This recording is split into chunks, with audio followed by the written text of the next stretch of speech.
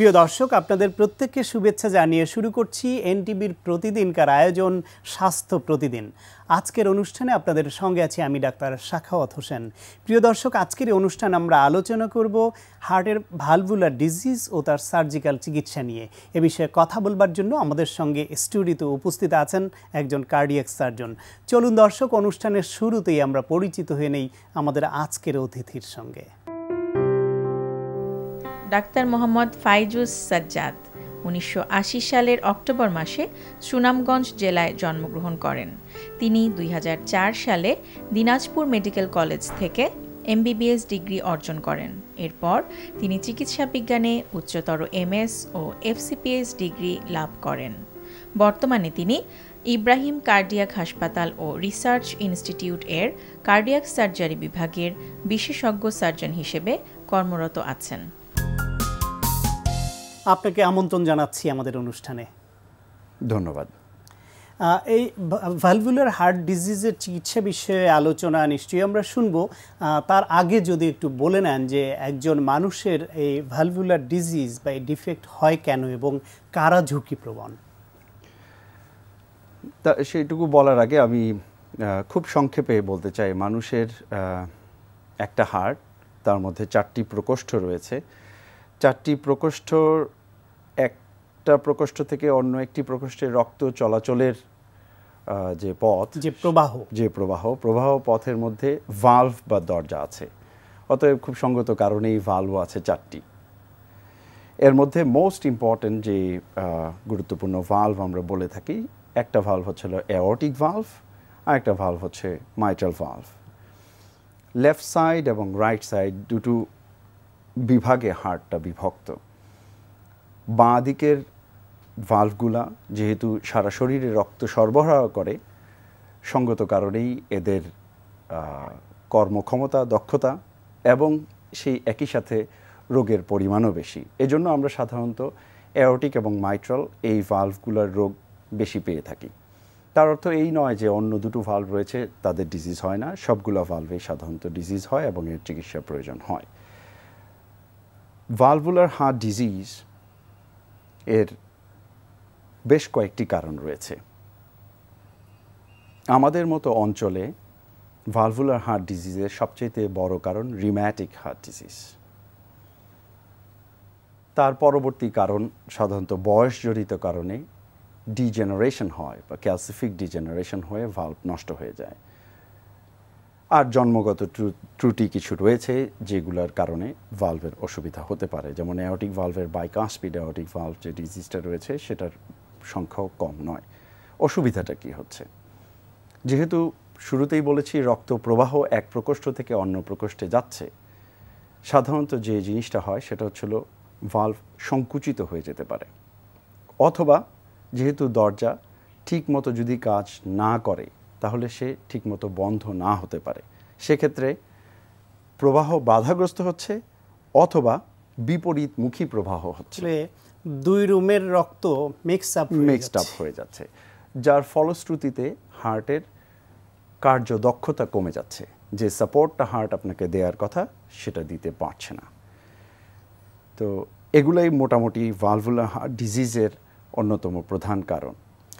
এর চিকিৎসার বিষয়ে একটু জানতে চাইব। যদি আপনি বললেন যে কয়েকটা কারণ, এর মধ্যে কনজেনিটাল ডিফেক্টের দিকে যদি যাই, সেই ক্ষেত্রে তার সার্জারিটা কোন সময় কী ধরনের ডিফেক্টে করতে হয়, কোনটা আর্লি স্টেজেই করতে হয় আর কোনটা অ্যাডাল্ট স্টেজে, যেটা আপনি যেহেতু অ্যাডাল্টের সার্জন।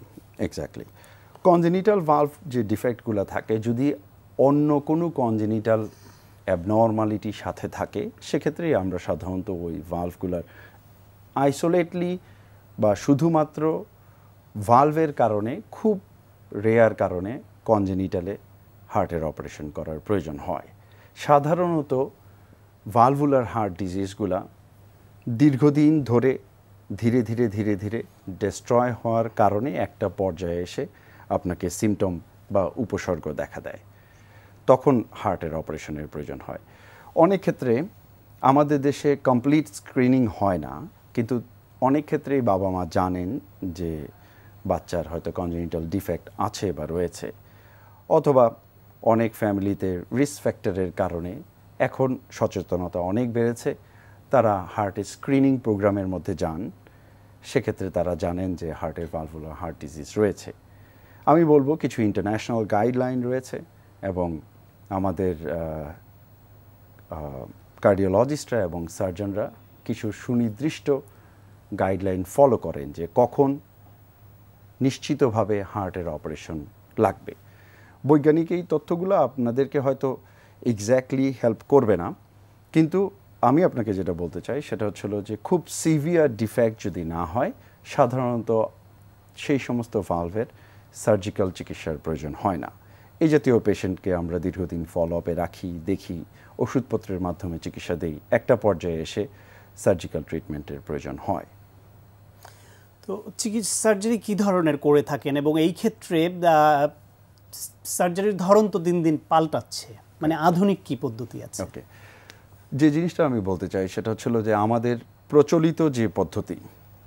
প্রচলিত পদ্ধতির সার্জিক্যাল চিকিৎসা বলতে আমরা যা বুঝি, আপনার একটা হার্টের ভালভ কোনো কারণে ডিজিজড, আমরা এই ভালভটাকে রিপ্লেস করে অন্য একটা আর্টিফিশিয়াল ভালভ বা প্রসেসিস ইমপ্ল্যান্ট করে দিচ্ছি। এটা হচ্ছিল আমাদের প্রচলিত পদ্ধতি, কিন্তু world wide this practice been changed.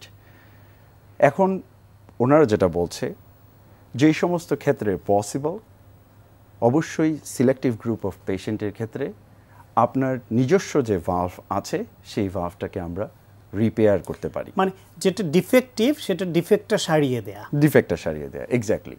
So কারণ হচ্ছিল আমাদের দেশে বা একই কারণ, সোশিও ইকোনমিক কারণে আমরা যে সমস্ত ভালভ চেঞ্জ করি সবগুলো হচ্ছে artificial mechanical heart valve. Mechanical মানে হচ্ছে মেটাল, ধাতুর তৈরি। যখন আপনি মেকানিক্যাল কোনো ভালভ শরীরে ইমপ্ল্যান্ট করবেন, সেটা আপনাকে সারা জীবন সাপোর্ট দেবে, দ্যাট ইজ ওয়ান সাইড। অসুবিধার জায়গা হচ্ছিল এই মেকানিক্যাল হার্ট ভালভের ভেতর দিয়ে রক্ত চলাচল করবে।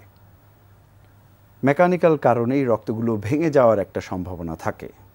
সেজন্য যাদেরই মেকানিক্যাল প্রসেসিস আছে তাদেরকে আমরা রক্ত তরল করার কিছু ওষুধ খেতে দিই, এবং লাইফ লং খেতে হয়। যতদিন ভালভ আছে ততদিন খেতে হবে, যতদিন বেঁচে থাকবেন ততদিন খেতে হবে। এক্স্যাক্টলি।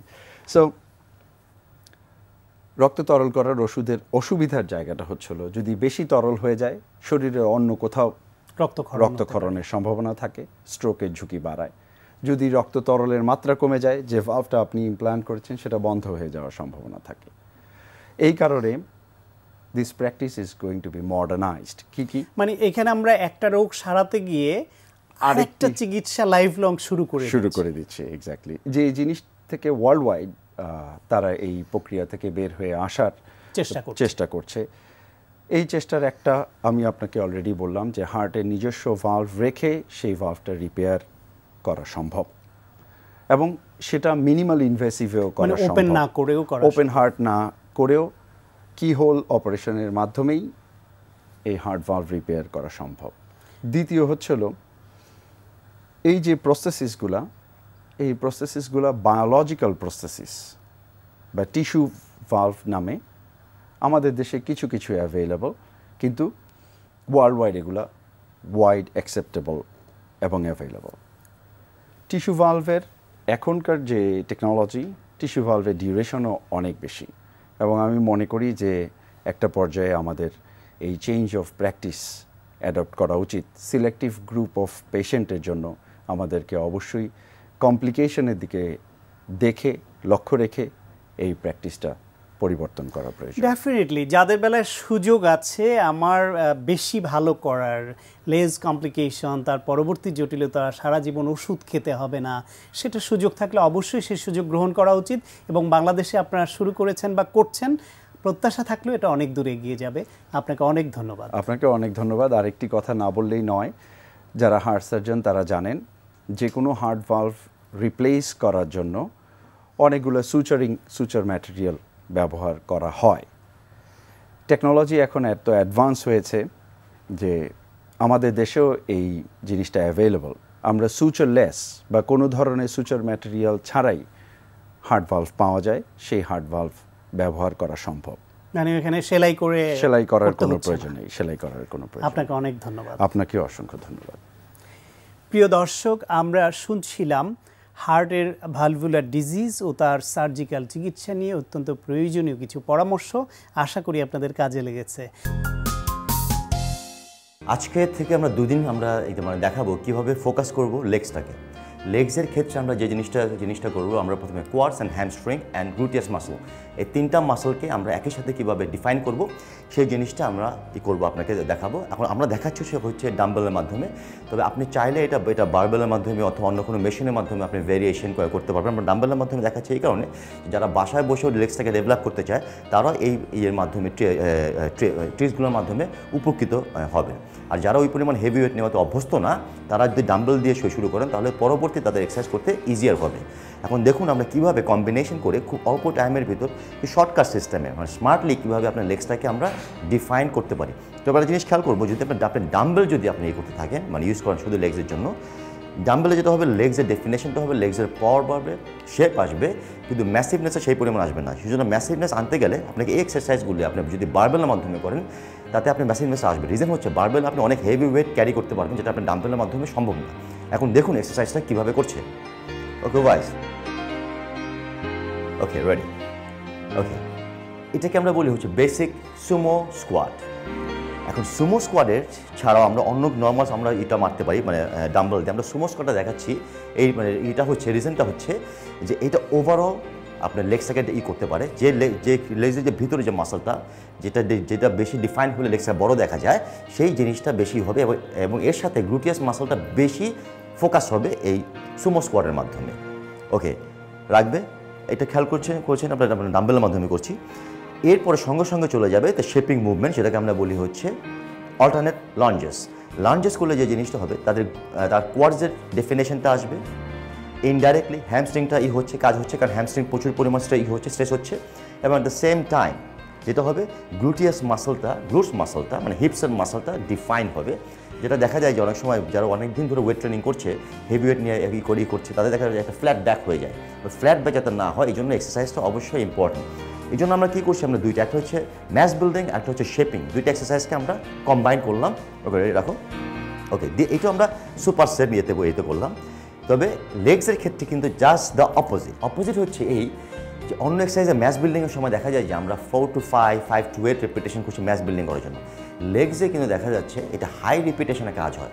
কেন হাই রিপিটেশনে কাজ হয় এটা কিন্তু এখনও কেউ বের করতে পারে না, কিন্তু অবজারভেশন দেখা গেছে যদি 20 রিপিটেশন তখন লেগসে বেশি এটা হয়, ম্যাসিভনেসটা চলে আসে, যেটা অন্য আপার পোর্শনে যেরকম দেখা যায় যে যদি আমরা হেভি ওয়েট নিয়ে কম রেপিটেশন করি তাহলে ম্যাসিভনেস আসে, কিন্তু লেগসে ঠিক জাস্ট দ্য অপোজিট হয়। এই জন্য আমরা ট্রাই করবো যে সবসময় 15 থেকে 20টা রিপিটেশন যাতে আমরা মারতে হয়। আর স্ট্রেন্থ ডেভেলপ করার জন্য আপনি মাঝে মাঝে হেভি ওয়েট নিতে পারেন, যাতে আপনার লেগসের স্ট্রেন্থটা ডেভেলপ হবে, যাতে পরবর্তীতে আপনি ওয়েটটা আস্তে আস্তে ইনক্রিজ হতে পারবেন। তবে খেয়াল করবেন this is the first part, আমরা দেখালাম দুইটা এক্সারসাইজকে একদিনে কীভাবে করতে হয় সুপারসেটের মাধ্যমে, এবং সেকেন্ড এক্সারসাইজ যেটা আমরা বলবো finishing movement of the legs, সেটা আমরা নেক্সট দিন আপনাকে দেখাবো। প্রিয় দর্শক, আমরা জানি তরমুজ অত্যন্ত পুষ্টিকর এবং প্রয়োজনীয় একটি ফল। চলুন এই বিষয়ে একজন পুষ্টিবিদের কাছ থেকে জেনে নেই তরমুজ কেন খাবেন, কতটা খাবেন। তরমুজ সুস্বাদু উপাদেয় একটি ফল। অনেকের ধারণা তরমুজে মিষ্টি এবং পানি জাতীয় উপাদান ছাড়া অন্য কোনো কিছু নেই। আসলে ধারণাটি একেবারেই ঠিক নয়। তরমুজে রয়েছে পর্যাপ্ত পরিমাণ পটাশিয়াম এবং ইউরিক অ্যাসিড, এটি কমাতে উল্লেখযোগ্য ভূমিকা পালন করে। তরমুজে উচ্চমাত্রার পটাশিয়াম এবং লো ক্যালোরি থাকার কারণে তা ব্লাড প্রেশার বা রক্তচাপ নিয়ন্ত্রণে উল্লেখযোগ্য ভূমিকা রাখে। তরমুজে মিষ্টি জাতীয় উপাদান আছে বলে অনেক ডায়াবেটিক রোগীরা সহজে এটি গ্রহণ করতে চান না, কিন্তু তরমুজে যে পর্যাপ্ত পরিমাণ পটাশিয়াম এবং ম্যাগনেসিয়াম রয়েছে তা ডায়াবেটিক রোগীদের ইনসুলিনকে সচল রাখতে সাহায্য করে। ফলে একজন ডায়াবেটিক রোগী তরমুজ খেতে পারেন অনায়াসে। তরমুজ রক্তের ইউরিক অ্যাসিডের পরিমাণও কমিয়ে দেয়, ফলে কিডনির ইনফেকশন সহ অন্যান্য জটিলতাগুলো হয় কম। ফলে শরীর থেকে অপ্রয়োজনীয় বর্জ্য পদার্থগুলো সহজে বের হয়ে যায়, শরীর থাকে সতেজ ও সুন্দর। তরমুজ আমাদের দেহকোষকে সুরক্ষিত রাখতেও যথেষ্ট উল্লেখযোগ্য ভূমিকা পালন করে। তরমুজে যে ভিটামিন ই এবং সি রয়েছে তার সেগুলো কোষের নমনীয়তা বজায় রাখতে উল্লেখযোগ্য ভূমিকা পালন করে। তাই ত্বকের আর্দ্রতা রক্ষার জন্য তরমুজের ভূমিকা অপরিসীম। বিভিন্ন seasonal disease, infection, tonsillitis, bronchitis সহ উল্লেখযোগ্য গুরুত্বপূর্ণ ডিজিজেও এই তরমুজ ভূমিকা পালন করে থাকে। 1 কাপ তরমুজ কুচিতে পাওয়া যাবে সারাদিনের পুষ্টি চাহিদার শতকরা 21% ভিটামিন সি এবং 17% ভিটামিন এ। তরমুজের ভিটামিন এ আমাদের চোখের সুস্থতা রাখাতেও অনস্বীকার্য। সবচেয়ে বড় কথা হলো তীব্র গরমে আমাদের শরীরের আর্দ্রতা নষ্ট হয়ে যায়। এই গরমে আমাদের ত্বকের আর্দ্রতা ধরে রাখা খুবই জরুরি। আর যেহেতু তরমুজের শতকরা 94% পানি, তাই সুস্থ দেহ ও ত্বকের সুরক্ষায় তরমুজের ভূমিকা অপরিহার্য। তাই প্রতিদিন তরমুজ খাওয়ার অভ্যাস গড়ে তুলুন। সুস্থ, সবল ও সতেজ থাকতে তরমুজের ভূমিকা অপরিহার্য। প্রিয় দর্শক, এখন আপনাদের জন্য রয়েছে স্বাস্থ্য প্রতিদিন আজকের হেলথ টিপস। একটানা বই কিংবা কম্পিউটারের দিকে তাকিয়ে থাকবেন না। অন্তত 30 মিনিট পর পর 5 মিনিটের জন্য উঠে পড়ুন। চোখে পানির ঝাপটা দিন। সম্ভব হলে খোলা আকাশের দিকে তাকিয়ে থাকুন। চোখ সতেজ থাকবে। প্রিয় দর্শক, এই অনুষ্ঠান সম্পর্কে আপনাদের যে কোনো মতামত বা পরামর্শ থাকলে অবশ্যই লিখে জানাবেন এই ঠিকানায়।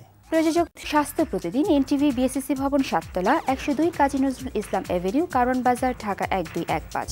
ফ্যাক্স 914338 থেকে 7 পর্যন্ত, অথবা ইমেইল করুন স্বাস্থ্যপ্রতিদিন@ntvbd.com এই ঠিকানায়। প্রিয় দর্শক, স্বাস্থ্য প্রতিদিনের আগামী পর্বে আপনাদের জন্য যা রয়েছে, শ্বেতি বাংলা শব্দেই বোঝা যায় সাদা বা ধবল। অর্থাৎ আমাদের ত্বকের রং, এটা ব্রাউন বলবো না, কালো না, একেবারে সাদা। এই রং পরিবর্তন হয়ে একেবারে সাদা রং, অর্থাৎ দুধে সাদা যেটা বলে, এই রকম রঙের কোনো চামড়ার কোনো জায়গায় যদি লক্ষণ দেখা দেয়, তাহলে শ্বেতি রোগের কিছুটা সন্দেহ করা যেতে পারে যে এটা শ্বেতি রোগের দিকে যাচ্ছে।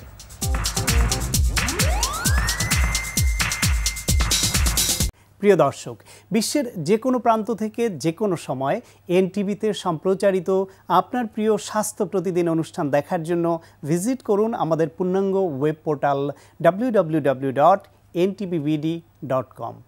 দর্শক, আজ এ পর্যন্তই। সবাই ভালো থাকুন, সুস্থ থাকুন এবং অবশ্যই নিরাপদে থাকুন। দেখা হবে আগামীকাল ঠিক একই সময়ে নতুন কোনো অতিথি নিয়ে।